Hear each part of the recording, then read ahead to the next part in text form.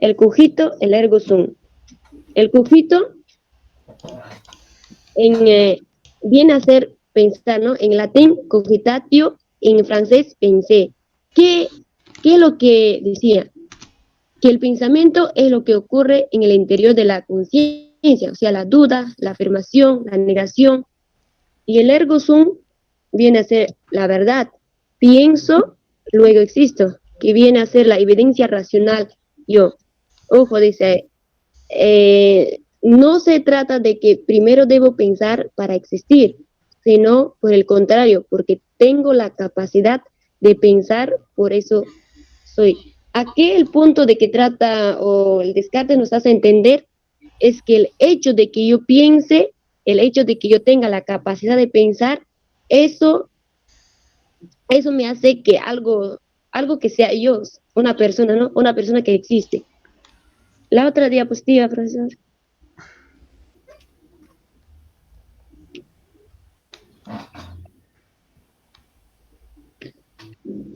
Tenemos que reconocer que René Descartes, en su filosofía cartiana, él da muchas influencias y con esa filosofía cartiana hace que la gente de la época moderna cambie totalmente de una manera revolucionaria, en su manera de pensar, en su manera de interpretar las cosas. Por ello se llama a Descartes como padre de la filosofía moderna, porque él, si antes la gente se enfocaba simplemente en lo que la Biblia decía o la Iglesia Católica, lo que mencionaban, ¿no? Como Calvino, Lutero, la división de protestantes y las iglesias de católicos, antes solamente se basaban en que yo podía pensar, razonar, todo, pero si al momento de entender de algo que no se basaba en lo que decía la Sagrada Biblia, entonces yo tenía que detenerme porque no podía avanzar. Eso era antes, pero con la filosofía cartiana que viene a revolucionar la filosofía moderna, Descartes hace que ya no sea así. Ahora yo tengo que buscar un conocimiento, buscar pensar, razonar, dudar, ¿no? Por eso, el objeto de estudio de la filosofía moderna fue el conocimiento y la razón. Buscaba el conocimiento, la verdad, a través de la razón, no creer lo que dice el otro, ¿no? Y por ello también que la filosofía de Descartes revolucionó la filosofía moderna. ¿En qué manera, no? Pues se basaba en obtener conocimientos verdaderos, claros y distintos, o sea, un conocimiento verídico, ¿no?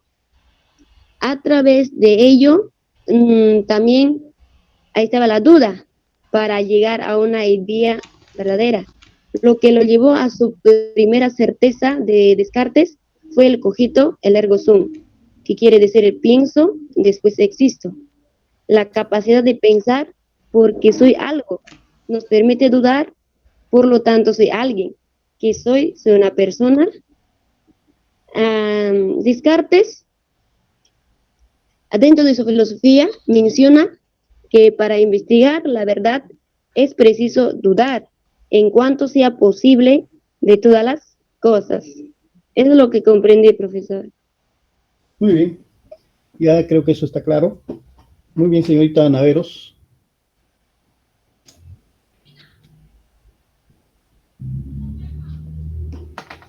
¿A quién le toca ahora, señorita? A mi compañera Fabiola. Ah, no, está Yosimar, perdón. Yosimar, ¿tu apellido? Chirinos. Chirinos. A ver, señor Chirinos, comparta su pantalla. Sí, profesor, ahí un momento. A ver, voy a compartir.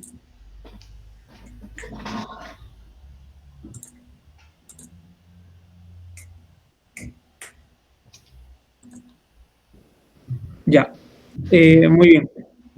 A mí me ha tocado acerca de las ideas y la demostración de la existencia de Dios, de René Descartes, ¿no? Voy a partir de la duda metódica, ya que más o menos ya había sido tocado por algunos de mis compañeros también, ¿no? Que nos habla prácticamente de tener de que Descartes a través de esa duda expone que su objetivo es encontrar, digamos, una verdad segura, ¿no? Prácticamente indudable. Justamente ello lo lleva a Descartes al descubrimiento de una verdad absolutamente indudable y se propone o se pregunta dos cosas. ¿Cómo demostrar ahora que existe también una realidad exterior al cogito o yo pensante? Y cómo demostrar que ese mundo que los sentidos me muestran no es un sueño mío y que existe realmente fuera de mi pensamiento, ¿no? Para ello, Descartes dice que existe una única verdad indudable o evidente con la que cuenta, es decir, la existencia del cogito o yo pensante, ¿no? Esa es la única verdad indudable que él considera. Entonces, Descartes enumera ahí las afirmaciones verdaderas evidentes con las que cuenta, ¿no? Existe una realidad pensante o cogito y que esa res cogitans, o sea, realidad pensante, piensa ideas. Eso es justamente una verdad evidente para él, ¿no? Entonces, refiriéndose a las ideas, Descartes escribió lo siguiente, ¿no? De entre mis pensamientos, unos son como imágenes de cosas, y a esto solo conviene con propiedad el nombre de idea, ¿no? Esas imágenes de cosas, la única propiedad de nombre que le puede colocar es de idea. Pues bien, de esas ideas, unas parecen nacidas conmigo, en otras palabras, innata, otras parecen extrañas y venidas de fuera, y otras hechas o inventadas por mí mismo, ¿no? A través de la imaginación.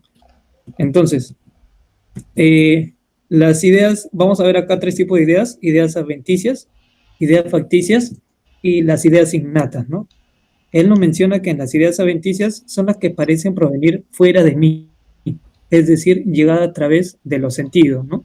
De ese mundo sensible. Luego están las ideas facticias, son las que fabrico yo mismo con la imaginación, ¿ya? Y las ideas innatas, que son las que ni proceden del mundo exterior ni son fabricadas por mí, sino que mi yo pensante, el cogito, las posee de sí desde siempre, ¿no? O sea, que ya han nacido con él, por así decirlo, ¿no? Que son adquiridas desde que ha nacido o tiene uso de razón de su existencia, ¿no?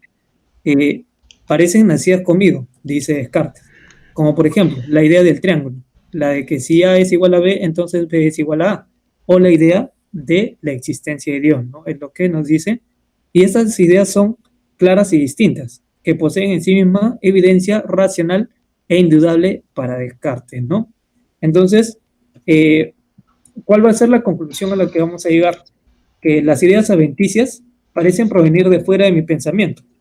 Por lo tanto, no podría yo decir que es una verdad indudable o una verdad segura, dice Descartes, porque provienen fuera de mí, ¿no? Las ideas facticias, al ser fabricadas por mi cogito, no sirven para demostrar la existencia de nada exterior a él, tampoco.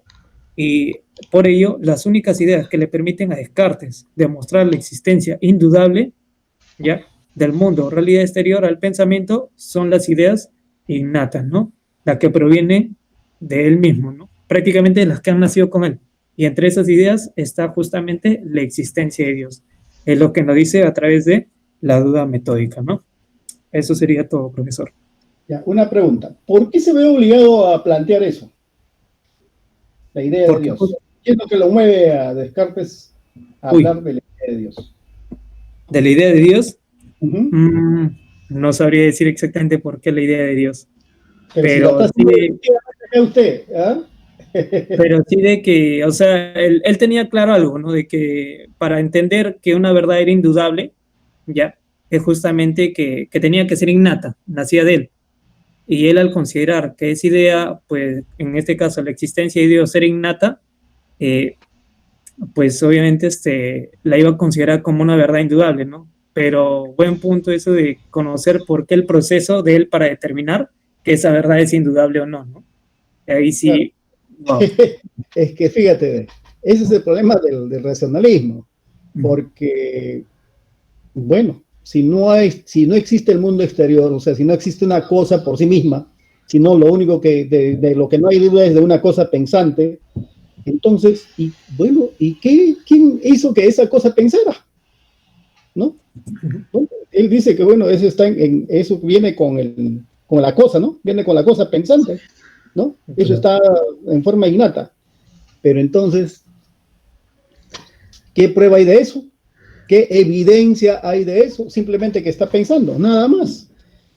y entonces alguien tuvo que hacerlo. Y Quiere entonces, decir que por más de que sea, profesor, una verdad indudable para él, no deja de ser una verdad no indudable para otras personas. Claro, claro que sí. Sí, efectivamente. Y se ve obligado a recurrir a la idea de Dios, ¿no? Porque ahí sí le resuelve pues la idea de Dios, pero la idea de Dios también igual es una cuestión que al final lo vas a tener que aceptar por una cuestión de fe, no por una cuestión de razonamiento con evidencia, ¿no?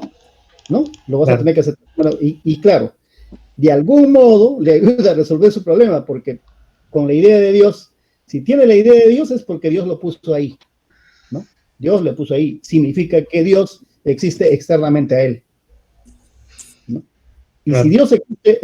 si Dios existe externamente a él, entonces Dios es el que ha hecho esta cosa pensante. Y entonces si ha podido hacer a esta cosa pensante, también es posible que haya podido hacer a esa cosa que no piensa, que está en el mundo exterior. Por eso, o sea, su mismo proceso deductivo lo lleva a eso. Y claro que al final también va a ser su debilidad, ¿no? La debilidad de su proceso. Bien. Gracias, Pero profesor. el esquema de cómo lo ha planteado. Muy bien, señor Chirinos. ¿Quién sigue ahora? Gracias. Señorita Legada, ¿quién sigue? Yo, profesor. Jerónimo. Señorita Jerónimo. ¿Puede compartir, señorita? Sí, profesor.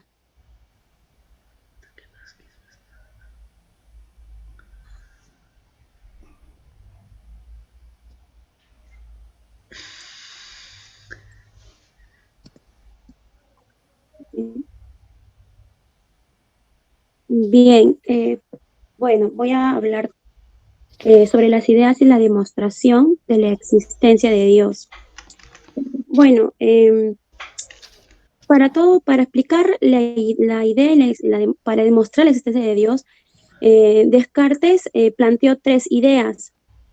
Él dijo que primero las ideas adventicias, ¿no? Que eran ideas que estaban fuera del sujeto, no son cosas que uno puede ver, por ejemplo, no sé, las cosas, una computadora, los colores, ¿no? Son ideas. A ver, señorita, no, las ideas no están fuera del sujeto, están en el sujeto. Lo que sucede es que esas ideas vienen del mundo exterior, ¿ya? Llegan del mundo exterior, pero esas ideas no están fuera del sujeto. Están en el sujeto, pues solo que han llegado a él del mundo exterior, ¿ya? Ok, sí. Ya, bueno, son las cosas que vienen del mundo exterior y que lo percibimos a través de nuestros sentidos. Así es. A ver, ya, lo siento. Ya. Las ideas facticias son las ideas que construimos con nuestra imaginación. Desapareció la diapositiva. Yo creo que tiene que volver a compartir. Sí, ya no se ve. Deje de compartir y vuelva a compartir porque ya no se le está viendo. Ok.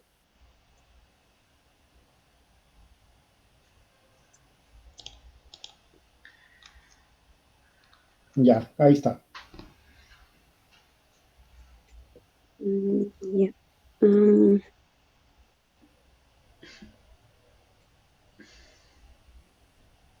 Ya, ahí está. Bien. Bueno, en las ideas facticias son las que fabrico yo con mi imaginación, ¿no? Por ejemplo, si hablamos de algunos superhéroes, por ejemplo, ¿no? Para poder crear esos superhéroes, las personas han creado, unido ideas, por ejemplo, en el caso de El Hombre Araña, por ejemplo, ¿no?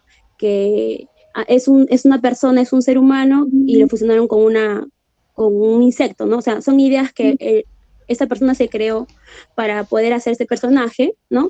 Pero que ya venían de su exterior, ¿no? Bueno, en las ideas innatas son las que nosotros tenemos presentes desde nuestro nacimiento, ¿no? Que son fabricadas por mí mismo. pero también para poder No son demostrar fabricadas, la existencia de señorita, no son Dios. fabricadas. Las ideas innatas están en el sujeto, ¿ya? Están ahí, de forma innata, nacen con él. Claro, no son fabricadas. Sí, Así es. claro, dije que no son fabricadas. Ah, Sí, muy bien. Ya. ya. Ya. Y para poder explicar la existencia de Dios, también habló de 3 argumentos, ¿no? En este caso, el argumento nociológico. Dijo que nosotros, en nuestro pensamiento, tenemos la idea de un ser perfecto o la perfección infinita, ¿no? Pero esta idea no es ni adventicia ni facticia, por lo tanto, debe ser innata, porque ha nacido con nosotros, ¿no? Y también habla del argumento de la contingencia. Dice, mi existencia depende en la última instancia de la existencia de otro ser que no sea contingente como yo, sino necesariamente que exista por sí mismo, no por causa de otro, ¿no? Bien. También habla sobre el argumento ontológico. Dice, él se ha asegurado y él dice, ¿no? Que la existencia de Dios está realmente fuera del cóctel y pasa a deducir a través de ello la existencia del mundo. Eso es todo, profesor. Bien.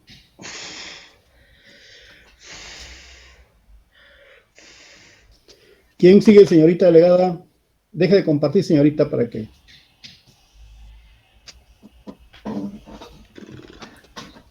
¿A quién le toca ahora? Yo, profesor, voy a compartir mi pantalla.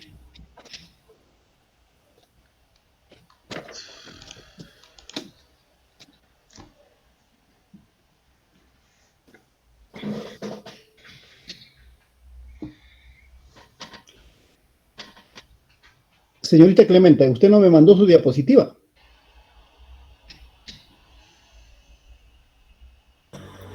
Sí le mandé, profesor.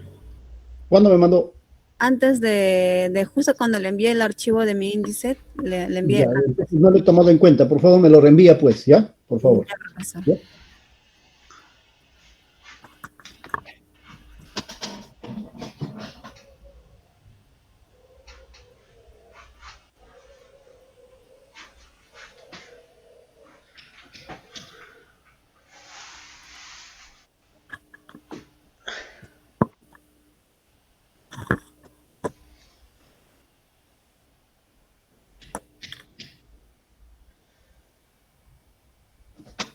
¿Se observa, profesor?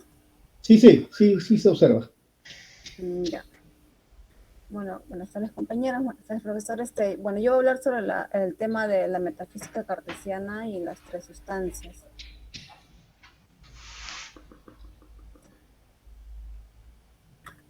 Ya, voy a empezar. Primero voy a hablar sobre un pequeño comparación que hace Descartes. Él hace la comparación compara a la filosofía con un árbol. Descartes hace la comparación, dice, ¿no? Que la metafísica no, es la raíz en un árbol. Y que el tronco sería la física. Y lo que son las ramas que parten de los troncos serían las demás ciencias, ¿no? Como vemos aquí en la imagen. En esta comparación, Descartes sugiere, por un lado, que la unidad de todos los conocimientos, no, perdón, sugiere la unidad de todos los conocimientos. Quiere decir que por más diversos que sean sus contenidos, objetos de estas ciencias, todos son producto de una sola facultad de conocimiento, de conocer, perdón. Que sería la luz natural de la razón o el buen sentido. Y que por otro lado, también Descartes dice que la metafísica es una ciencia fundamental, porque contiene lo que son los principios del conocimiento, que son las ideas primeras acerca del ser o sustancia de las cosas. Voy a hablar acá también de la metafísica cartesiana. Aquí nos habla sobre las 3 sustancias, ¿no?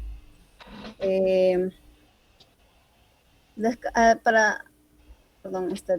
realiza un proceso de fundamentación racional para poder hallar lo que son las tres sustancias. En este proceso, a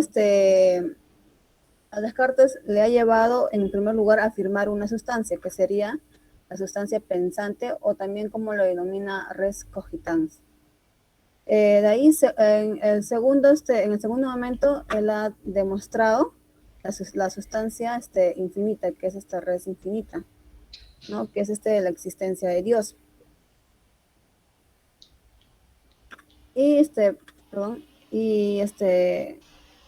que Descartes ha utilizado este argumento para poder demostrar la tercera sustancia, que es la sustancia material, o la res extensa, como lo denomina. Voy a hablar, por ejemplo, primero de cómo se ha ido hallando cada uno. La sustancia, Descartes describe en su tercera meditación un ejercicio que lleva a cabo antes de poder encontrar esta sustancia, que es la sustancia pensante. El ejercicio sería, ¿no? Por ejemplo, cerrar los ojos, ponerte tampones en los oídos y al bloquear todos tus sentidos, y te pones a conversar contigo mismo, escuchas una voz, ¿no? Interior. Entonces, esa voz que escuchamos en el interior sería algo que, ¿no? Como lo que Descartes identifica que es el res cogitans. Entonces, Descartes ahí se da cuenta de que si piensa, entonces tiene que existir, ¿no? Al momento si pensamos, existimos, ¿no?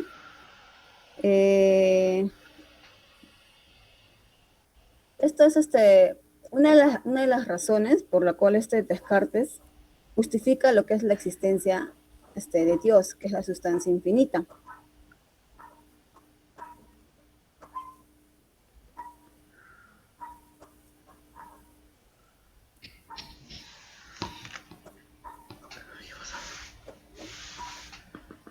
¿Profesor, me escucha?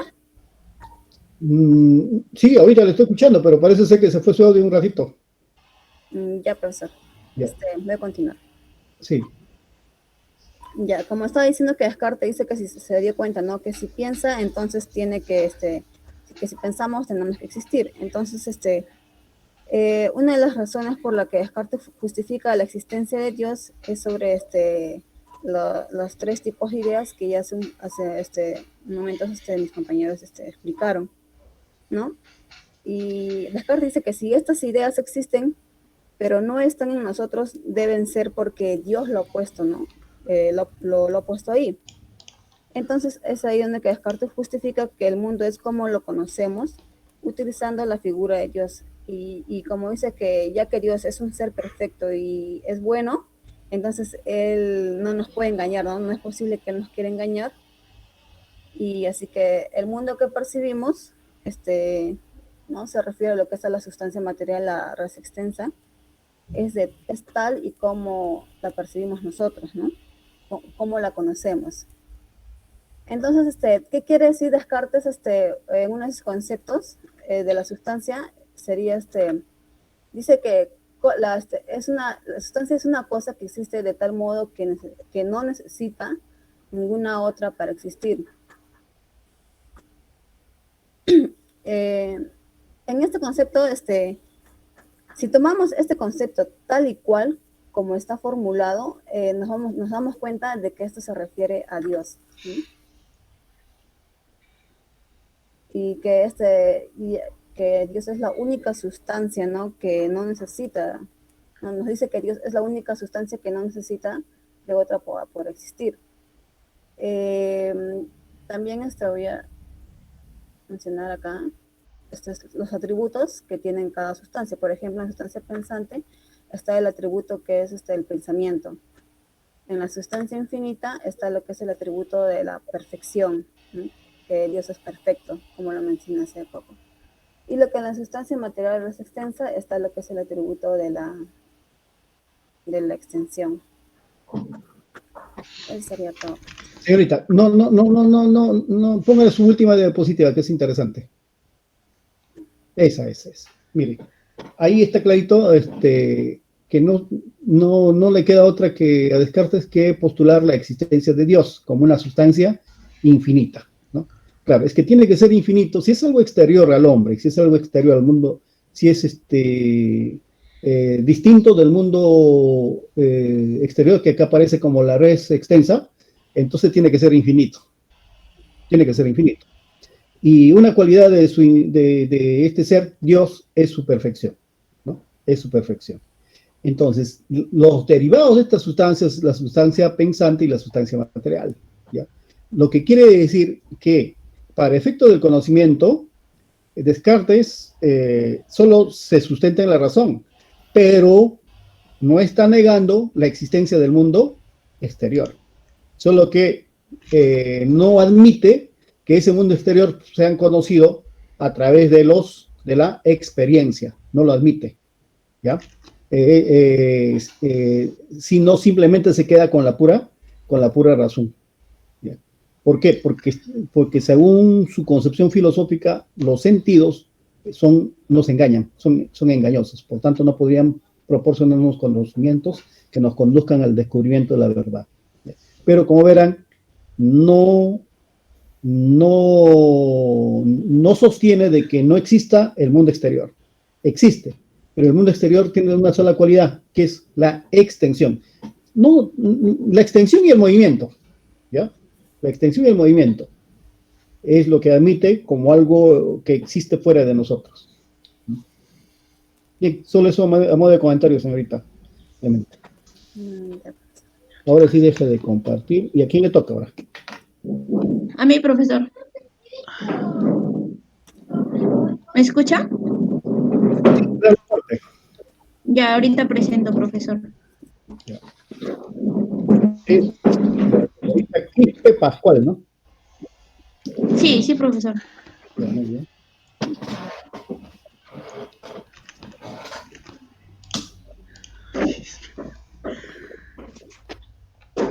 Ya, profesor, continuamos con la exposición a reforzar un poquito el tema porque ya mi compañera lo había hablado igual.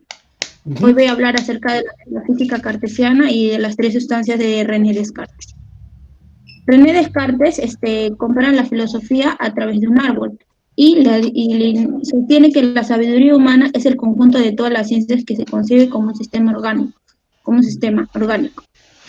¿Por qué René Descartes establece tres partes principales? Primero es la metafísica, que son las raíces, que son las bases de la filosofía.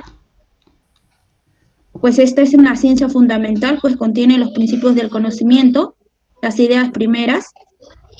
De ahí sigue la física, que depende de la metafísica y extrae principios básicos de ella. Y lo demás, en la parte de las hojas acá, las ciencias, estas son la medicina, la moral y la mecánica. ¿Y por qué se da eso, no? Porque a través de la intuición conocer las verdades primeras, ¿no? También René Descartes habla acerca de las tres sustancias, que son la sustancia espiritual infinita o res infinita, la sustancia finita del espíritu y la sustancia finita de la materia. Como en la primera parte, la realidad infinita existe por sí misma de forma independiente. Y esta la podemos llamar que es Dios, ¿no? Y Dios es un ser perfecto, por lo tanto, Dios es un ser perfecto y ha existido. Y a eso se le atribuye la perfección infinita. De ahí sigue la sustancia finita del espíritu, o res cogitam, que depende de la sustancia infinita. Si nosotros pensamos, existimos, son actos conscientes que nosotros realizamos, y cuando pienso hay ideas. Como ya el compañero Yosimar le había hablado, las tres tipos de ideas, las adventicias que percibimos a través de los sentidos, las fácticas construidas por la mente y las innatas presentes desde nuestro nacimiento. Y en esta sustancia finita del espíritu no necesitan de nada para existir, solo excepto a Dios, que es el ser perfecto. Y la sustancia finita materia o la resistencia, resultado de la creación divina, mundo que percibimos tal cual conocemos. Ocupa un lugar y son movimientos que se dan, movimientos o cambios que se dan. Y además, ¿cómo podemos definir a la sustancia, no? La sustancia es todo aquello que existe por sí mismo y por tanto no necesita de nada para existir. Y a esto le hace referencia que Dios es el ser que ya ha existido y que las demás cosas necesitan de él para poder existir. Él los ha creado. Nada más, profesor. Bien, lo ha confirmado muy bien. Ahora, ¿quién le toca, señorita delegada? A mi compañero Raquel Raquel. Fernández. A ver, señorita Fernández, comparta. Ya. Un ratito, profesor. Ya.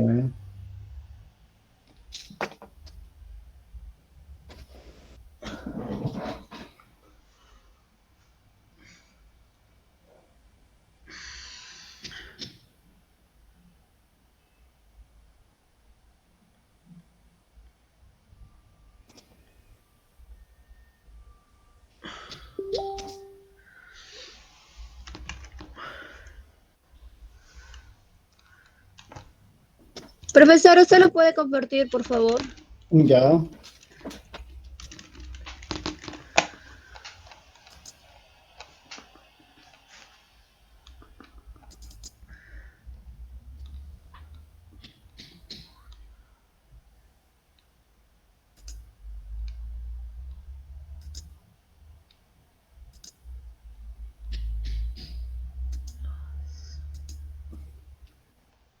¿Lo puede observar, señorita? ¿Lo puede ver?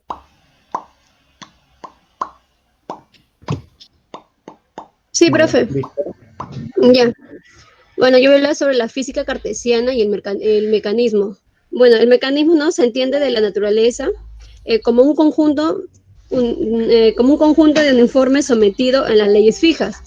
En la filosofía cartesiana, Dios garantiza o nos dice, ¿no?, por un lado, que existe una realidad exterior, pero no todas las ideas que manejan nuestro pensamiento son claras y distintas.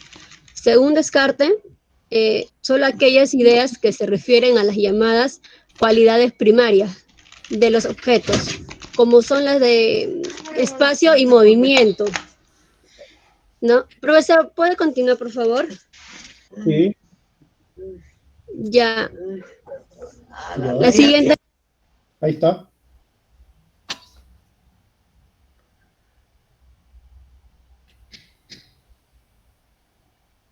Ahí está, señorita. Se fue su audio, me parece. Sí, profesor, acá estoy, solo que se me fue un ratito el audio. Ya, mientras que todas aquellas ideas que se manejan en nuestro pensamiento y que se refieren a lo que Descartes, ¿no?, denomina cualidades secundarias de los objetos, como son los del sonido, el sabor y el tacto, pues esos poseen la claridad y distinción necesaria para que la razón las considere verdaderas y nos proporcionan una representación adecuada de la realidad. El único mundo, ¿no?, que nuestra razón concibe con evidencia no es es de nuestra vida cotidiana, conocido a través de los sentidos y sometido a la medida diversas de tipo. Para Descartes, el mundo físico o material de un colosal mecanismo de relojería creado y puesto en movimiento inicialmente por Dios, pero que ahora se mueve por sí mismo en virtud de ciertas leyes físicas. Profesor, ¿puede continuar, por favor? Ya. Ahí está. Ya. Por ejemplo, el principio de la inercia. Bueno, la inercia no cuenta con una parte de la materia que ha empezado a moverse. No hay razón alguna para pensar, ¿no?, que dejará de hacerlo si no encuentra nada que retarde o detenga, ¿no?, su movimiento. ese es uno de los ejemplos.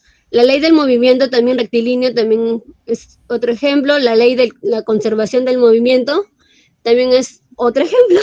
Este es el mundo que nuestra razón, nuestros sentidos concibe con la claridad y distinción. El mundo es capaz de pensar con precisión e incluso no, la belleza de la razón de la matemática. ¿Dónde estoy ya? Las causas de aristotélicas son desechas por Descartes, como las ideas confusas que lo conducen como ideas erróneas. La única casualidad evidente relacionalmente de las casualidades del mecanismo tomó un movimiento en la naturaleza. Está causado por el choque entre partes de la materia, no por la búsqueda de finalidades, no, o como afirma Aristóteles. Ya, profesor, eso es todo. Muy bien. ¿A quién le toca, señorita, ahora? Le toca a mi compañero Rivas, pero él no se encuentra. ¿Quién hace el mismo tema? No, solamente mi compañero Raquel y Rivas hacen el mismo tema.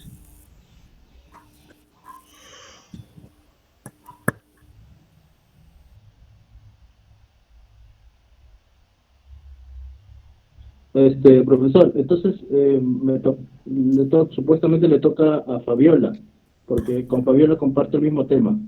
Sí. Ah, ya, perfecto. Hay otro tema, a mi compañera Fabiola y a mi compañero Brian. Ya. Empezamos con qué tema. El mío será, profesor, pero denme un minuto, por favor, que estoy prendiendo mi laptop. La tablet está a punto de apagarse, profesor. Ya. La antropología, ¿no? Uh-huh. O si no, Sí, Fabi, que mientras que vas con tu laptop, que Fabi vaya explicándose, ¿no? Ah, ya, si está Fabi, perfecto, no hay problema. Ya, a ver. La señorita Fabiola que se conecta entonces. No le veo tampoco, Fabi.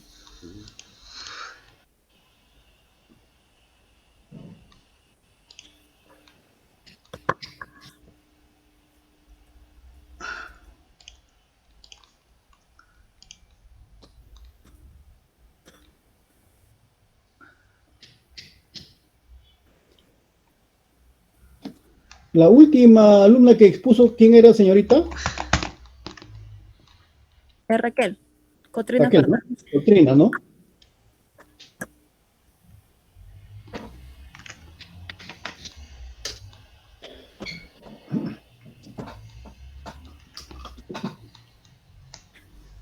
Profesor, me estoy comunicando ahorita con mi compañero Fabi y ella ahorita no va a poder porque se encuentra en el hospital. Caramba, qué pena. Ya, su compañero nomás.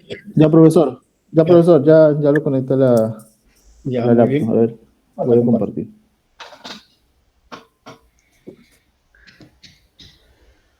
Me había confiado, profesor, que estaba el compañero anterior. Sí, pero parece que tiene problemas. Sí. A ver, ¿sí se ve, profesor? Sí. Ya.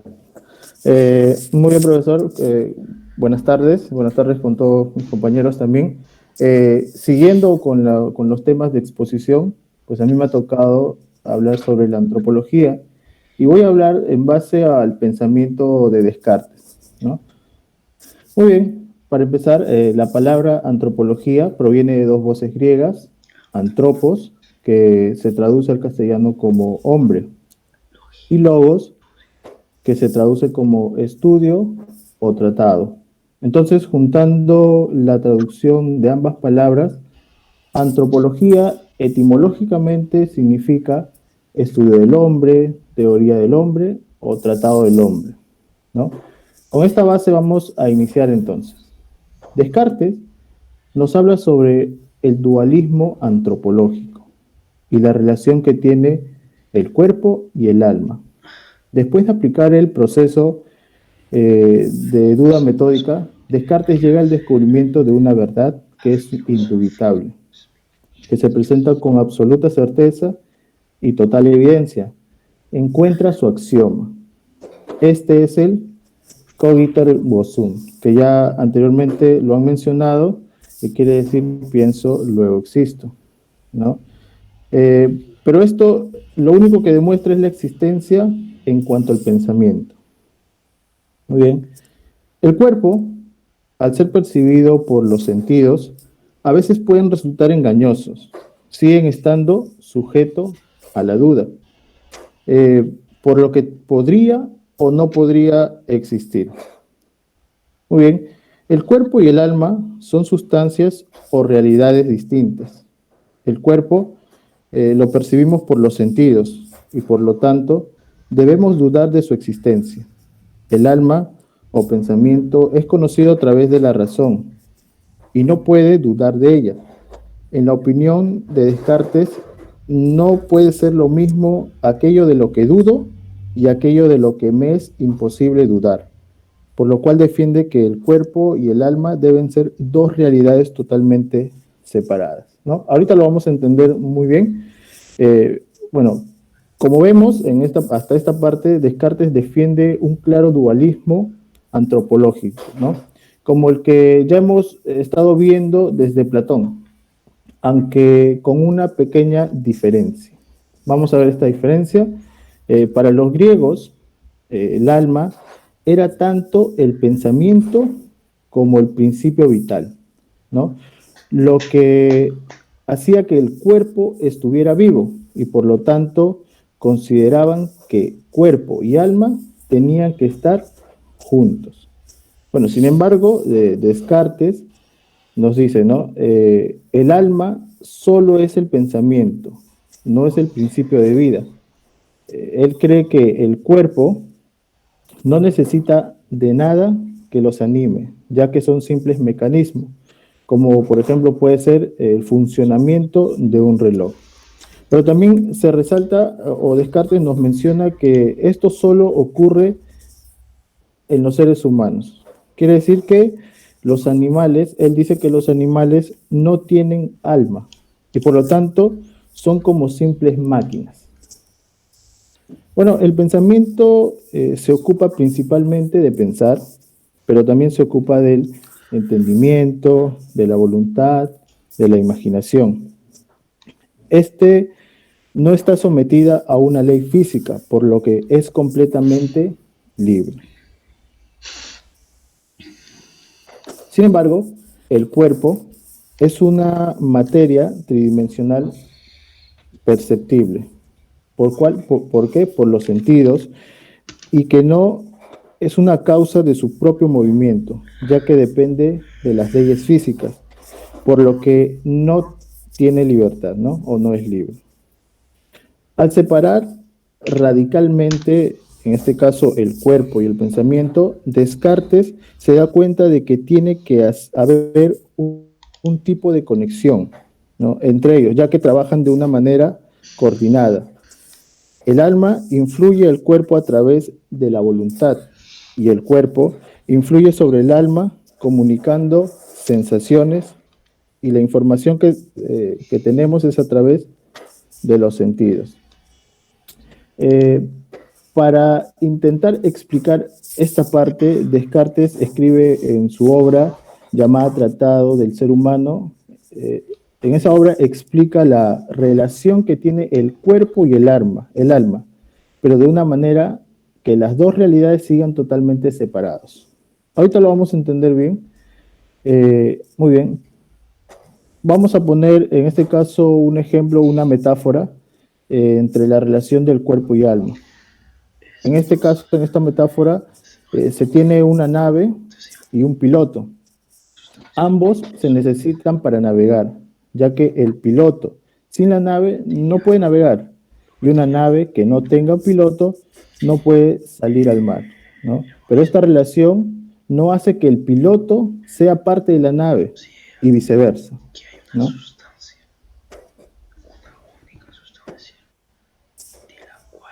Muy bien. En este caso, lo mismo ocurre entre el cuerpo y el alma. ¿Se relacionan entre sí? Sí, se relacionan entre sí, pero son realidades diferentes, son realidades totalmente separadas. ¿no? ¿De qué? De la naturaleza distinta. Entonces, tanto Descartes defiende ahí el dualismo interaccionista o el interaccionismo antropológico, en el que el ser humano comparte el cuerpo y el pensamiento, que son sustancias totalmente diferentes, unidas en un solo cuerpo, que sería el ser humano. Bueno, esto sería todo, profesor. Bien, una explicación muy didáctica. ¿Cómo se llama ese aplicativo? El que usa. No, es PowerPoint, profesor, sino que lo relaciona en base a lo que voy hablando. Ah, ya, muy interesante.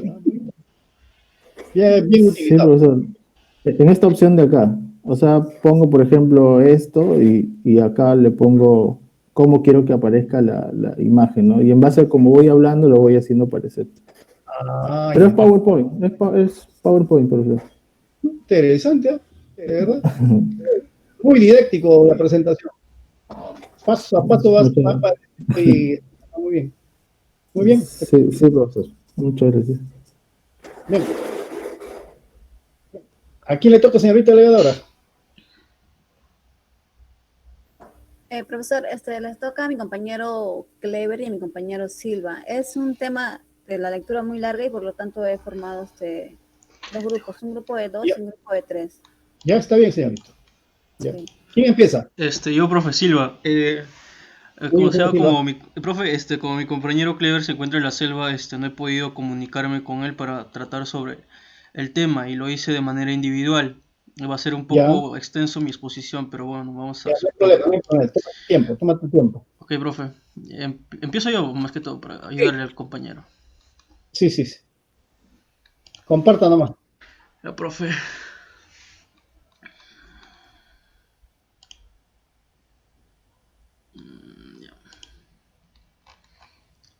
Pues, ¿se puede ver, profe?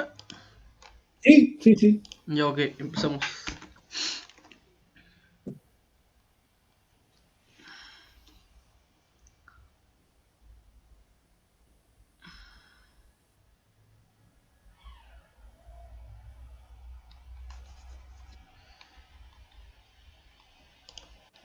Ya, ok.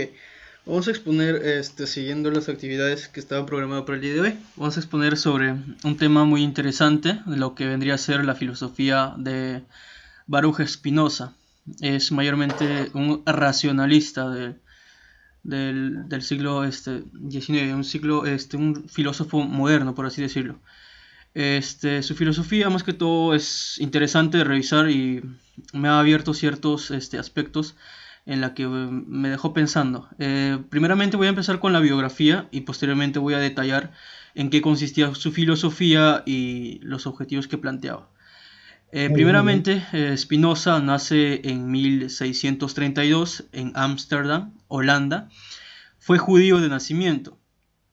En su etapa de infancia ya presentaba cierto pensamiento crítico ya de la realidad y de las cosas de las cuales veía en la sociedad. Y precisamente estas ideas, más que todo de ver al mundo de una manera distinta, a los 13 años de edad los judíos lo excomulgaron, los cristianos le aborrecieron e incluso llegaron a acusarlo de herejía y ateísmo. En esta parte, se podría considerar que Baruch Spinoza abre lo que vendría a ser hoy en día el ateísmo, o negar la existencia de Dios.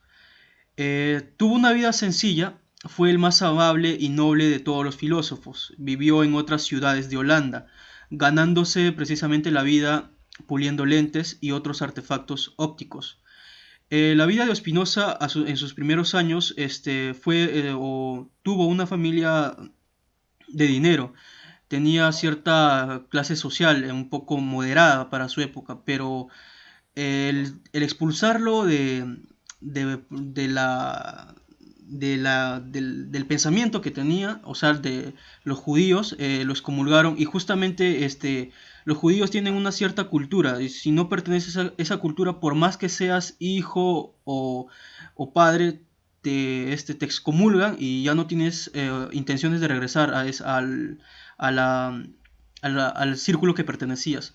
Y justamente esta excomulgación le permitió precisamente tener una vida sencilla y se dedicó precisamente a vivir una vida tranquila, una vida modesta, sin lujos, vivir con lo que se necesitaba mayormente. Y se ganó precisamente puliendo lentes y artefactos ópticos, pero falleció de una manera muy... a criterio mío, considero que una mala forma de morir. Falleció en 1677 en La Haya, una pequeña ciudad en Holanda, perteneciente a Países Bajos, a causa de la tuberculosis o tisis. Es una enfermedad muy mala que no se le desearía a nadie. Pues bien, pasamos a lo que vendría a ser la ética. Mayormente en este libro, es un libro, La Ética. En ese libro mayormente se está concentrado todo lo que vendría a ser la filosofía de Spinoza. Pues bien, la ética es considerado uno de los fundadores del pensamiento democrático. Su filosofía propone un objetivo. El objetivo precisamente es la liberación del hombre, que coincide con la conquista de la felicidad. Su ética puede leerse como una epopeya o relato de liberación. Es como ese paso de esclavitud hacia la libertad, de la tristeza a la felicidad. Para Spinoza, solo hay una sustancia infinita: Dios o naturaleza. En este caso, define un método, que este método define 3 géneros de conocimiento: la imaginación, la razón y la intuición, que voy a tocarlo un poco más adelante. Los géneros del conocimiento. Encontramos lo que es la imaginación. Por ejemplo, la caída de una manzana afecta a nuestro cuerpo. En la imaginación se forma una idea. La imaginación revela al cuerpo exterior como algo duro, caliente o rojo. Por ejemplo, cuando nos cae la manzana, sentimos que es precisamente duro y de color rojo, pero no permite conocer tal cual son las cosas. Por otro lado, la imaginación no nos permite conocer nuestro cuerpo o alma, simplemente produce una idea mental que corresponde a la huella física. En otro paso encontramos lo que es a la razón. La razón nos sustenta que las partes de una cosa y la totalidad de una cosa se conoce por medio de la razón y se llega a una noción común. Está precisamente amarrado a una causa. Por ejemplo, la manzana cae, pero ¿cae por qué? Por efecto de la gravedad o la presencia de la gravedad. La intuición es un nivel de conocimiento un poco mucho más elevado, donde nos permite conocer la esencia de las cosas singulares, por ejemplo, la esencia del ser humano y no la esencia particular de tal o cual hombre. En este caso, haciendo un pequeño recordatorio, en la filosofía de Ockman nos decía que las cosas se permite conocer las esencias de las cosas, pero de manera particular, no de manera singular. Spinoza lo que hace es, nos sustenta que las cosas, que la esencia de las cosas se conoce precisamente por las cosas singulares. Por otro lado, la razón se forma una idea abstracta y externa. Por ejemplo, el perro, el agua, el hombre. Es la intuición la que lleva a una deducción interna y concreta. La potencia, también nos habla sobre la potencia Spinoza de una manera muy particular. Haciendo un breve recordatorio, encontramos lo que es la filosofía de Aristóteles, donde nos presenta lo que vendría a ser el acto y potencia. El acto vendría a ser lo que es la cosa en sí, y la potencia lo que puede llegar a ser esa cosa. Pero Spinoza nos da una visión un poco más diferente acerca de la potencia en sí. El individuo se define por cierta proporción de movimiento y reposo. Una cosa en reposo puede ponerse en movimiento y viceversa. La potencia se expresa en todos los hechos de la vida, pero tiene importancia, tiene particular importancia en la ética. Para definir la potencia, el filósofo incorpora el término conatus, que significa prepararse, disponer, alistarse para hacer algo. Por otro lado, las cosas que componen la naturaleza, por ejemplo, plantas, piedras, animales y hombres, nos dice que son de grado finito, pero juntos forman la naturaleza que es de potencia infinita. Por ser infinita, también la potencia excluye de sí misma la extinción. Desde Platón hasta Freud, el deseo fue pensado como una falta, pero Spinoza le otorga una concepción productiva como potencia. El deseo no es la falta, sino la falta de una potencia que le permite conservarse, ser, actuar y padecer. Por lo tanto, la vida o cosa no es infinita, pero tampoco finita. Como nos dijo ya el profesor, la pasión está vinculado con la emoción. La pasión, el deseo, las emociones están vinculados precisamente con la emoción. Y precisamente Platón, hasta Freud, consideraba que ese deseo, esa pasión está fuera del hombre y que la va a conocer precisamente a través de la emoción externa. También nos dice que un hombre no puede ser inmortal, un árbol no puede hablar, a cada cosa le corresponde un grado de potencia. Ahora hablamos sobre lo que vendría a ser más que todo la filosofía de Spinoza. Se declara un monista, no cree en la existencia de cuerpo y alma. Recordando un poco a Descartes, nos dice que... No, claro, es a Descartes. A Descartes nos dice que él era dualista. Él consideraba de cuerpo y espíritu o alma. Pero Spinoza no, se declara monista y no cree en esa esencia de dos cosas, sino precisamente cree en el cuerpo, que el cuerpo precisamente contiene al alma en sí. O sea, el uno, los dos forman uno, y ese uno precisamente es con lo que se caracteriza Spinoza. Dice, cuando el hombre entiende y acepta las leyes, puede actuar libremente y racionalmente. También acepta que no existe la libertad humana, pero propone una opción. El ser humano se libera por medio del conocimiento intelectual. Acá quiero acotar algo. Como sabemos, en la filosofía de Thomas Hobbes Thomas Hobbes nos propone, en su teoría sobre el Estado, nos propone un estado hipotético. Hobbes le denomina estado de naturaleza. En este estado, el hombre está en constantes guerras, conflictos, donde no se puede llegar a una convivencia armoniosa. ¿Ya? Hobbes nos dice que desde el momento en que surge el Estado, el hombre pierde su libertad a cambio de su seguridad. Y justamente esta idea comparte Spinoza, a pesar de que tuvieron ciertas discrepancias en algunos aspectos de la filosofía.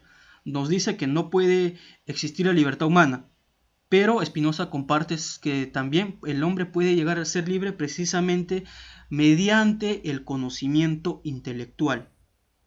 Spinoza también alude a la filosofía de Rousseau, a través del contrato social, donde nos dice que el Estado precisamente surge con un contrato social previo acuerdo entre los seres humanos, entre la población en sí, precisamente para acordar que normas, leyes que regulan el comportamiento social del hombre. Por otro lado, Spinoza afirma que las leyes que regulan la sociedad están regidas por la moral y la religión. En lo político, para Spinoza, la función del Estado es precisamente proteger. En el Estado democrático, todos acuerdan actuar según las leyes comunes, previo contrato social, aunque no piensen igual. Spinoza se interesó por la moral social dice la ley, el derecho y la moralidad existen gracias y únicamente por el Estado. Quizá el principal aporte de Spinoza sea su visión holista. Considera todo debe ser analizado en su conjunto y no en partes separadas. La auténtica comprensión de la realidad es captar la unidad de este todo.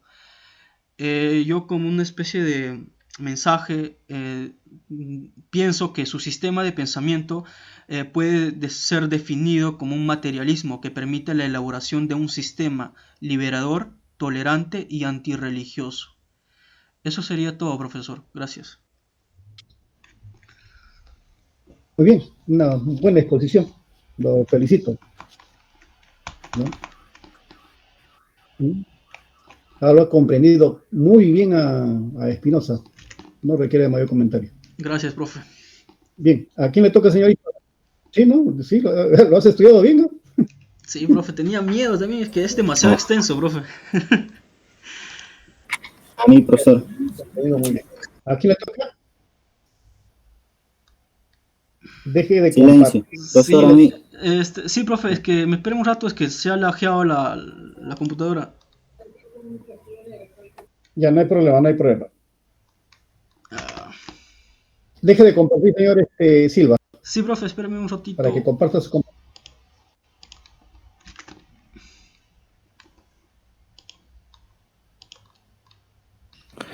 Virus, Silva, virus. Es el virus, causa. Ya, ahorita. Ya, profe. Ya, muy bien. ¿Le toca ahora a quién?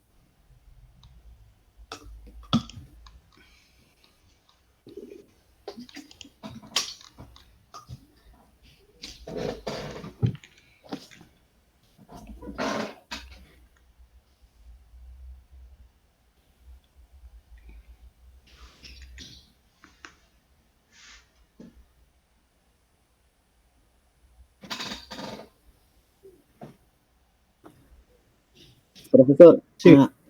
¿Te escucha? Sí, lo estoy escuchando. A mi lado están construyendo casa. Sí, no se escucha. A mi lado están construyendo casa y van a hacer bulla dentro de un rato. Ya. Cuando se haga bulla ya veremos, pues, pero empieza. No, digo, dentro de un rato van a prender el máquina de mezclar cemento. Ya, aproveche mientras todavía no. ¿Se ve? Sí, está cargando ya, ahí está. ¿Se ve, profesor? Sí. ¿Se logra ver, profesor? Sí se ve. Ya, lo voy a tocar el mismo tema, Baruch Spinoza, ¿no? Baruch Spinoza, su biografía primeramente, considerado como el más noble y el más amable de los grandes filósofos actuales, ¿Se escucha? Sí, pero la biografía, pásalo nomás,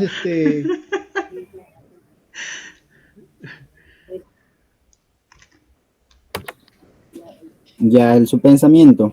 Ahí céntrese. Influenciado por Descartes, que fue influenciado por Descartes, y Spinoza creó una original, ¿no? Un original conocimiento con la mezcla de elementos propiamente judíos, escolásticos y estoicos. Spinoza también trata sobre la sustancia, define que la sustancia es la realidad, que es causa de sí misma y a la vez de todas las cosas. Spinoza dice que existe por sí misma y es productora de toda realidad. Por lo tanto, la naturaleza es equivalente a Dios. Su pensamiento en filosofía se declara monista, ¿no?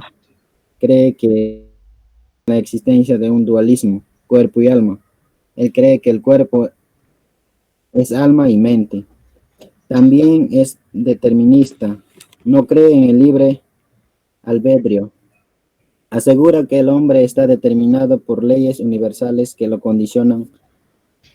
También afirma que ser libre es regirse por la razón frente a la sumisión. Su gran interés fue la etimología de la ética y la metafísica, ¿no? Él más se ha centrado en perfeccionar la ética y la metafísica de sus anteriores predecesores, ¿no? Que fue Descartes, Hobbes.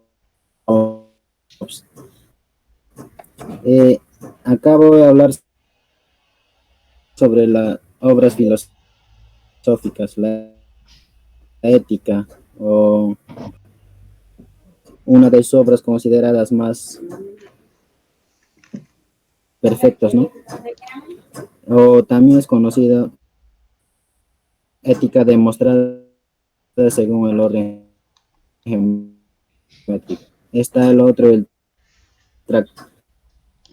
Tractatus Theologico Politicus, publicada en 1670, el Tractatus Politicus, el Tratado sobre la Reforma del Entendimiento, y los que se logran en sí sobre la teología, de creencia panteísta, no creen en Dios, que todo lo absoluto. Ahí vamos a ver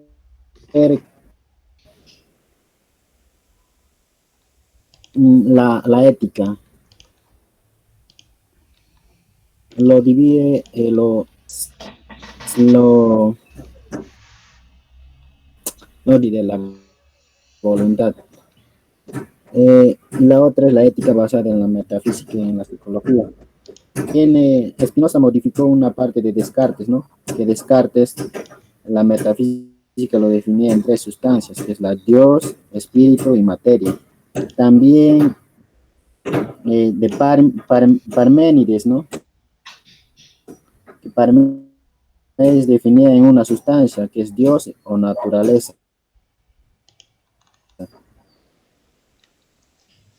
En este caso, Spinoza lo define solo su atributo o sustancia, lo llama Dios.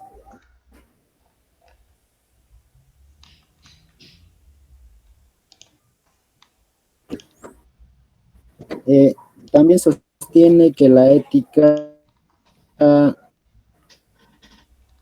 un sistema filosófico plenamente coherente. Spinoza que no tenemos que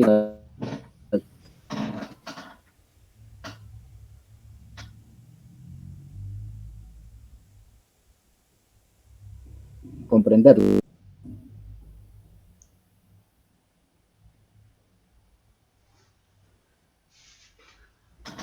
Se nos fue la charapa, profe, creo que la línea. ¿Qué pasó, señor Herrera? ¿Se fue su diapositiva? Se ha desconectado, profe, es la línea. No tiene buena conexión, profesor. ¿Se molesta en la selva? Ya lo llamaron, profe, para la obra. Ya te va a traer el gallo, profe. Ya, señorita delegada, le dice al señor Herrera que me mande su diapositiva, porque tampoco me mandó, ¿ya? Por favor. O de repente lo mandó, no lo tomé en cuenta, que lo reenvíe, por favor, ¿ya? Ya, profesor. Ya, ¿a quién le toca ahora? Le toca a mi compañera Doris, Angélica e Inés, que ellas también van a hacer un grupo. El que ha expuesto es Herrera, ¿no? Sí, Herrera. Ya. ¿A quién le toca, me dice? A mi compañera Doris, a mi compañera... A mi grupo, profesor. Sí. Muy bien, señorita. ¿Quién empieza? Angélica. Sí, pero yo voy a presentar porque lo hemos hecho grupal. Ya.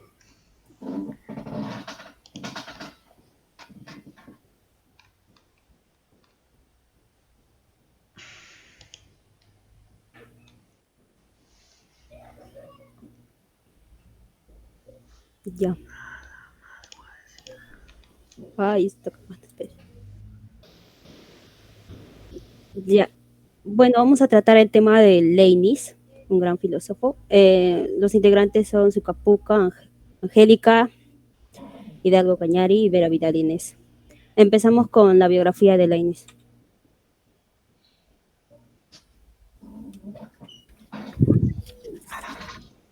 Ya, sigue, Doris.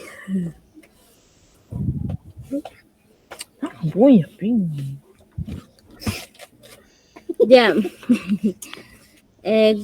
Gottfried Leibniz nació en Alemania en 1646. Fue un filósofo matemático alemán. A los 8 años escribió poemas y a los 11 comenzó por interesarse por la lógica aristotélica. Leibniz nace cuando está concluyendo la guerra de los 30 años, una guerra que fue terrible para Alemania. lo que dejó prácticamente en ruinas, pero no en ruinas físicas, sino que así en ruinas culturales. Mató parte importante de su juventud, sobre todo de su intelectualidad. Esto hace que Leibniz se encuentre con un país prácticamente devastado, y a partir de esta devastación, él comienza a generar sus ideas. Su padre fue profesor universitario. Leibniz cursó sus estudios elementales en la Nikolai-Schule y desde muy temprano llamó la atención por su inteligencia. En 1661 ingresó a la universidad de su ciudad natal, ¿no?, de Leipzig, donde estudió filosofía, matemáticas y jurisprudencia. En la universidad le negaron de doctorarse en leyes porque era demasiado joven, así que para graduarse tuvo que ir a Nuremberg y tuvo que enseñar leyes. Después entró al servicio de distintos tipos de personajes de la nobleza, gracias a las cuales pudo viajar por Europa y sobre todo fue hasta París y Londres. A los 30 años, Leibniz tenía ya un fuerte prestigio en el mundo intelectual europeo. Había escrito varios textos sobre derecho, pedagogía, teología física y aritmética. En 1672 inventó una máquina para poder calcular, sumar, restar, multiplicar, dividir y extraer raíces cúbicas, aunque la tecnología de la época limitó demasiado el dispositivo. Inventó la primera máquina de calcular de la historia. Diseñó dos modelos, ¿no? Una máquina aritmética capaz de resolver cálculos y problemas geométricos y una máquina algebraica para resolver ecuaciones. Pero el aporte fundamental de Leibniz eran las ciencias exactas. Fue el descubrimiento del cálculo infinitesimal. En 1673 se trasladó a París, donde visitó Ámsterdam, y Londres, donde se dedicó al estudio de las matemáticas. En estos últimos años, ¿no?, Leibniz fueron difíciles, ¿no? En 1705 el filósofo Leibniz cayó en desgracia en la corte prusiana y poco después se vio envuelto en una discusión con los físicos ingleses que reclamaban para Newton la prioridad del descubrimiento del cálculo y que arrojaron sobre él sospechas del plagio. En 1710 sus colegas lo reemplazaron en la presidencia de la Academia de Ciencias de Berlín.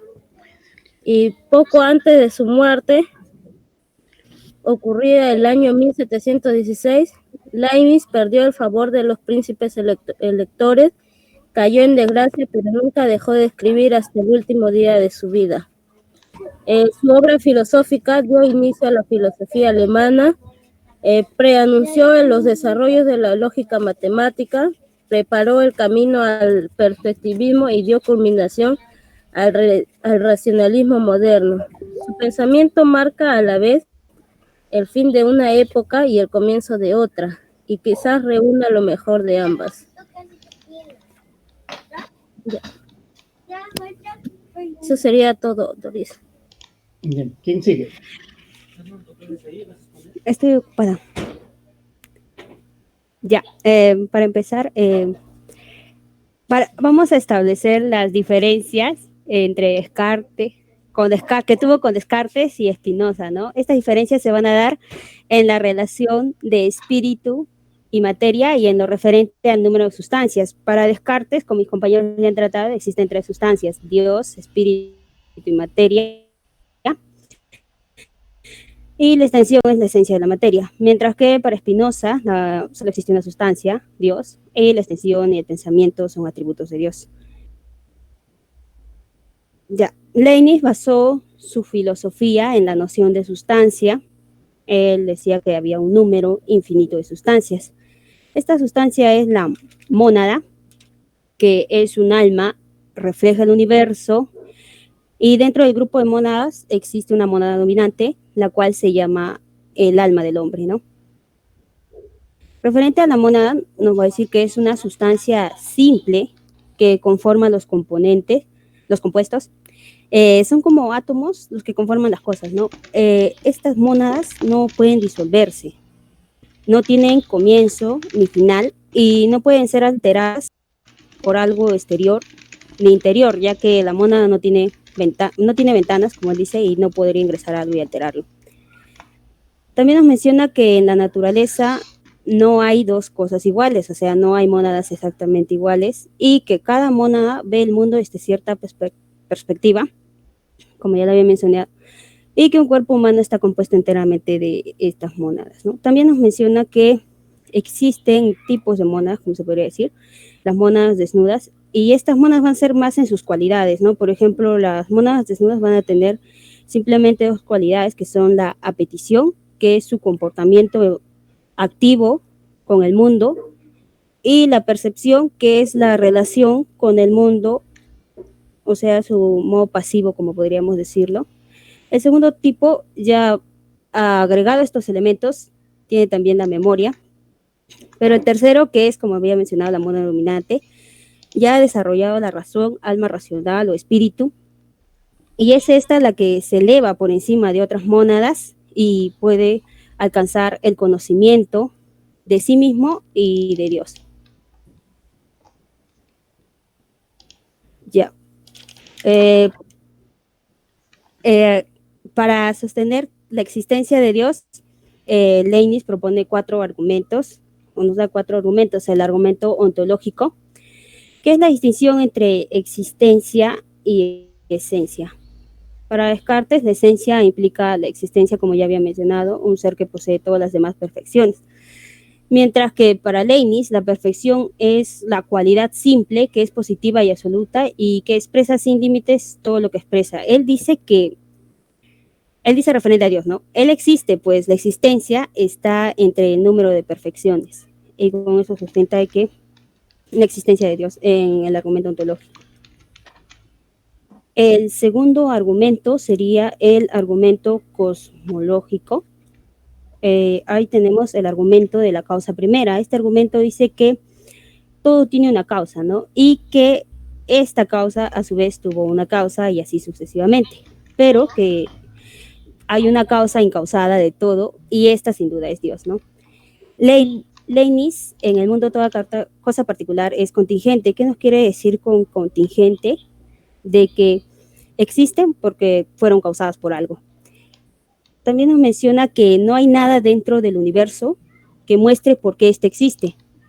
Entonces, si no hay nada dentro del universo que muestre por qué existe, él dice que lo que demuestre por qué existe debe estar afuera. Por eso dice, el universo como conjunto tiene que tener una razón suficiente que tiene que estar fuera del universo, y esta razón suficiente es Dios. El tercer argumento es el argumento de las verdades eternas, donde nos menciona que todas las afirmaciones que tienen solamente que ver con la esencia, no con la existencia, son o siempre verdades o nunca verdades. Para aclarar más sobre las verdades eternas, nos menciona que tienen en algún sentido que existir y solo pueden existir como pensamientos en la mente de Dios. Este sostiene que la razón última de las verdades contingentes tienen que encontrarse en las verdades necesarias. Para explicar más de cómo existen las cosas que existen necesariamente, él nos habla de que existen por la necesidad de su propia naturaleza. Esto vendría a ser Dios, ¿no? Ya, el cuarto argumento, el argumento de la armonía preestablecida.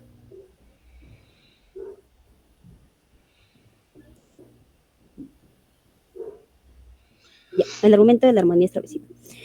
Nos menciona que las mónadas, voy a leer mejor esto. El argumento es que pues todos los relojes marcan el tiempo a la vez sin ninguna acción recíproca causal. tiene que haber habido una sola causa exterior que los regulara a todos. Esto es con las mónadas, ya que, como había mencionado, las mónadas no tienen ventanas y al no tener ventanas, nada de lo exterior les puede afectar. Pero entonces, ¿cómo las mónadas están sincronizadas para realizar o están determinadas, ¿no? Y él explica que hay una causa exterior que los regula a todos. También nos habla de las doctrinas de muchos mundos posibles y nos menciona que algunos grandes bienes están lógicamente unidos a ciertos males, que el mundo que resultó, aunque contiene el mal, tiene mayor abundancia de bien sobre el mal.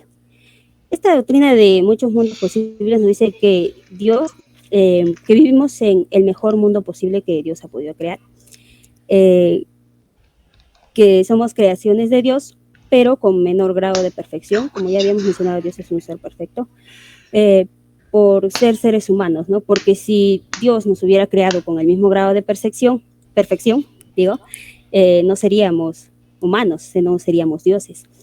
Nos dice que los humanos no somos inteligentes porque no percibimos que vivimos en un mundo perfecto. También nos dice que los males son necesarios para Dios en su mundo y que si nos pasa algo malo es porque está dentro del plan de Dios, como se podría decir. Pero él no justifica las acciones malas, ya que el hombre tiene libre albedrío. O sea, él puede decir si accionar bien o accionar mal. Para finalizar, nos menciona el concepto de sustancia se deriva de la categoría lógica de sujeto y predicado. Esto nos muestra en un enunciado, ¿no? Por ejemplo, Sócrates es mortal. Sócrates es el sujeto y las palabras que explican el acontecimiento, o sea que es mortal, serían el predicado. Todos los predicados reunidos constituyen la noción, idea general. También nos hace mención que las sustancias persisten a través del tiempo, a menos que sean destruidas por la omnipotencia de Dios. Las sustancias, por así decirlo, las mónadas, solamente pueden ser aniquiladas por Dios. No pueden ser aniquiladas, son infinitas a menos que Dios decida aniquilarlas, ¿no? Leibniz basó su filosofía en dos premisas lógicas: el principio de contradicción y el principio de razón suficiente. El principio de contradicción establece que todas las proposiciones analíticas son verdaderas, mientras que el principio de razón suficiente establece que todas las proposiciones verdaderas son analíticas. Eso también podría encerrarse en un círculo, como digo. Ya. Leibniz representa la creación como un acto libre de Dios que requiere el ejercicio nada más de su voluntad. O sea, Dios no tuvo la obligación de crear al mundo, Él lo creó porque tenía voluntad. Pero más tarde, no llegó a ser publicado según el texto, Leibniz mencionaba que lo existente es el ser que es compatible con más cosas y nos daba un ejemplo, ¿no? Por ejemplo, si A, tengo yo dos, ¿no? A y B. Si A es compatible con C, con D y con E, y B, digamos, solamente es compatible con G, quien existiría es A, porque es compatible con más cosas. Eso es lo que nos quiere decir en esa frase: lo existente es el ser que es compatible con más cosas.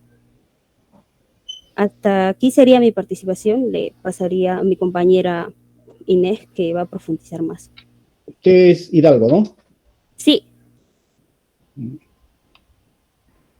Continuando con la exposición, voy a profundizar un poco más el tema, ¿no? Sobre la filosofía de Leibniz. El pensamiento filosófico de Leibniz aparece de forma fragmentada, ya que sus escritos filosóficos consisten principalmente en una multitud de textos cortos, artículos, manuscritos publicados, mucho después incluso de su muerte, ¿no? En el caso de la mónada, que ya había explicado mi compañera, se puede decir que la metafísica de Leibniz es la teoría de las mónadas, la cual desarrolla en su libro como ese mismo título, ¿no? Mónadas. Al igual que Descartes y Spinoza, Leibniz se interesó por el tema de las sustancias Para Leibniz, la sustancia es activa, es decir, la sustancia actúa. Reconociendo que el ser es esencia, es una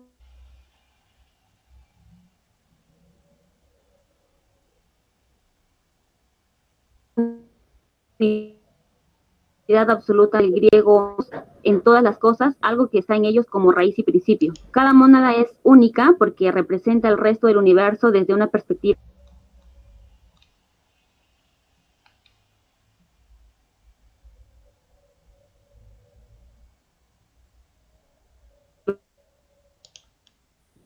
irrepetible. Son cuatro, nos dice, ¿no? Son cuatro los argumentos de Leibniz. El primero es el argumento ontológico. Nos dice que Leibniz compuso una prueba de que la idea de Dios es posible. Esta prueba define a Dios como un ser perfecto y esta perfección es una cualidad positiva y absoluta. En el segundo argumento cosmológico, este argumento es conocido como el argumento de primera causa o causal. Nos dice que todo lo que existe tiene una explicación para su existencia, ya sea por la necesidad de su propia naturaleza o por una causa eterna, y si el universo tiene una explicación para su existencia, esa explicación es Dios, ¿no? En el tercer punto, los argumentos de las verdades eternas. El argumento es que las verdades son parte del contenido de la mente y una verdad eterna es, por lo tanto, no el contenido de una mente eterna también. Las verdades eternas solo pueden existir como un pensamiento en la mente de Dios. En el número 4, el argumento de la armonía preestablecida. Este argumento es válida solo para los que acepten sus mónadas sin ventanas. Es una teoría que explica las interacciones entre las sustancias. Todas las sustancias en el mundo interactúan casualmente las unas con las otras porque han sido creadas por Dios. Siguiente, por favor. Dori, siguiente. Ya. El mejor de los mundos posibles. Hay una gran cantidad de mundos posibles, todos los cuales ya contempló Dios antes de crear nuestro mundo. Al crear nuestro mundo, lo creó considerando tener tanto el mal como el bien, pero que tuviera más el mayor, ¿no? Más bien y menos mal, mejor dicho. El mal. Leibniz justificó el mal en el mundo diciendo que el hombre tiene la experiencia de 3 males. El primer mal sería un mal metafísico. Es la limitación o imperfección propia de todos los seres creados por la cual se diferencia de Dios, único ser perfecto. El segundo mal sería un mal físico, que tiene que ver con las experiencias del dolor propia de las enfermedades o catástrofes naturales, sufridas sin ser merecidas, ¿no? Por ejemplo, un accidente o una tormenta vendría a ser un mal físico. El tercero es un mal moral, que es el resultado del pecado o la inmoralidad del hombre como consecuencia del mal uso de su libertad. Por ejemplo, sería, ¿no?, el asesinato, las violaciones, los robos, etc. Y en el caso 2, que sería la libertad, con la libertad el hombre decide tomando la opción de lo bueno o lo malo, ¿no?, de sus acciones. Dios decidió por lo tanto crear al hombre. Leibniz nos dice que el libre albedrío es bueno porque nos da la oportunidad de escoger entre lo bueno y lo malo, haciendo esto el mejor de los mundos posibles porque podemos decidir nuestros actos.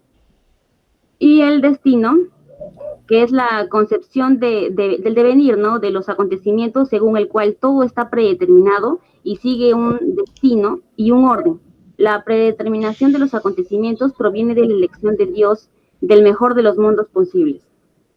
Y a lo cual, para terminar, para concluir, formulo una pregunta. ¿Por qué Dios permite que pasen cosas malas?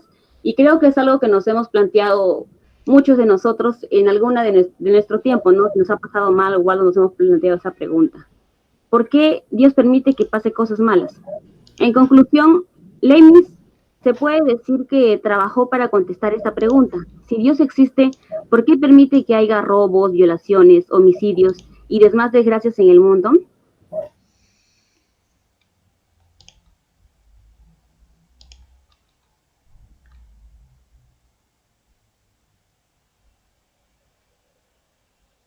La respuesta de cómo es que Dios permita el mal en el mundo.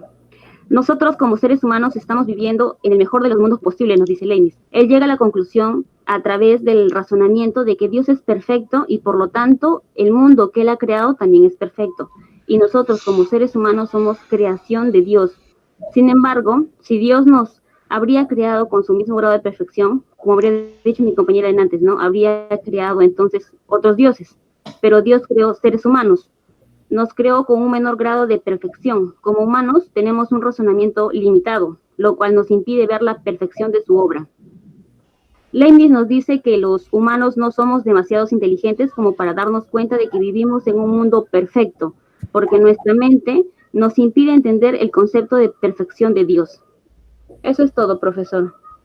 Bien. Ustedes... Vera, profesor, Vera Vidal. Vera Vidal, ¿no? Bueno, muy buena exposición. Señorita, creo que hemos terminado o falta alguien. No, profesor, hemos terminado. Ya. Entonces, por favor, la señorita Andagua, que me mande sus diapositivas, ¿ya? También Herrera, ¿ya? Profesor, disculpe, soy Andagua, ya le envié mi diapositiva. Ya, todavía no la he visto, ya lo voy a descargar después. Bien. Por el día de hoy, ahí lo dejamos. Profesor. ¿Ya? Sí. Profe, ¿me puede ayudar en algo, profe? Estoy elaborando mi monografía y tengo... No sé cómo entender, profe. Quiero su apoyo porque usted es bueno en la filosofía. ¿Sobre qué tema estás hablando? Sobre el romanticismo, profe, de Schelling. Ya, ¿cómo lo estás planteando? Sí, tengo una duda dudosa. Schelling publicó su libro sobre la posibilidad de una forma de filosofía, ¿cierto?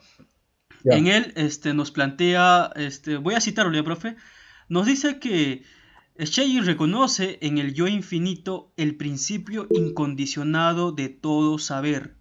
Lo incondicionado es el yo, todo lo que es condicionado es no yo, y puesto que el no yo es puesto por el yo, todo lo que es condicionado es determinado por el incondicionado. ¿Cómo deducirías eso, profe? Que medio jugar de palabras creo que es, profe. No. A ver. El yo es el sujeto. Es el sujeto de Descartes. Ese es el yo. ¿Ya? El sujeto que tiene conciencia. ¿Ya? Y el no yo es lo que está fuera del sujeto. Lo exterior. Sí. El no yo es lo que está fuera del sujeto. ¿Ya? Y la dialéctica que él desarrolla es precisamente esa dialéctica de la contradicción entre el yo y el no yo. Claro. Y eso se repite, es ida y vuelta, es como que de ida y vuelta. Por eso que aparece como un juego de palabras. A ver, es como que, por ejemplo, la manzana fuera de nosotros y la manzana en nosotros. ¿Ya? ¿Es igual? No, es diferente. Claro, es diferente, porque en nosotros la manzana tenemos solamente la idea de la manzana, ¿no? Y en alguna medida el aspecto general de la manzana. Pero la manzana fuera de nosotros trae más elementos del que nosotros pudiéramos haber separado, ¿no? Ahora, ¿cómo es que llegamos a eso? Entonces, siendo yo y que me he apropiado de algo del mundo exterior de la manzana, entonces, para entenderme mejor, tengo que volver a ello. O sea, es una interacción entre el yo y el no yo. ¿Entre lo singular y lo particular? Entre lo singular y lo universal. Así es, muy bien. Pero el problema es que él va a priorizar el sujeto. ¿Ya? Va a priorizar al sujeto. Hay una dinámica, hay una dialéctica, pero él prioriza el sujeto. Y eso es lo que precisamente Hegel le va a criticar. Ya, profe, gracias. ¿Ya? Bien. Por el día de hoy lo dejamos ahí. Pasen un buen fin de semana. La siguiente semana no hay clase, es el examen. ¿Ya? El examen lo van a encontrar en el aula virtual. Sí. Sí, señorita. Entonces nos conectamos solamente para el examen a partir de las 3. Sí, pero mucho antes ya estén echándole una miradita para que con su máquina y todo tiene que estar bien. ¿Ya? Profesor, igual, si no entren con un poquito de anticipación para que vean que todo está correcto. Sí, ¿ya? Profesor, ¿cómo se llama? Hay otro profesor también está diciendo que necesitan es lo que es la cámara. También es ¿La necesario. cámara para qué, señorita? No necesita, simplemente necesita internet, entrar al aula virtual y ahí va usted a ingresar al examen y resolverla, marcando las alternativas. Solo quería saber eso.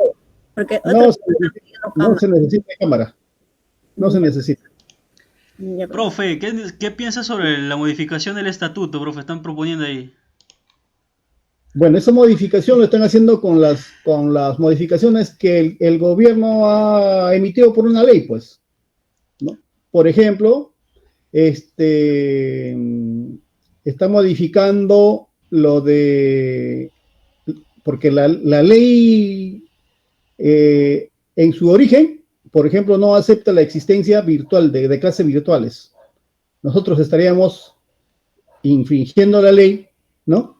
Pero se ha modificado la ley para que la forma virtual de enseñanza sea una opción. También válida. Por ejemplo. Sí. Entonces, para ser válida, la forma como se está estudiando ahorita, se está modificando la ley. Pero esa es una de las modificaciones que hay. Hay otras modificaciones más, ¿ya? En donde, por ejemplo, también están modificando de que la forma de elegir, la forma de elección de representantes puede ser virtual. ¿Ya?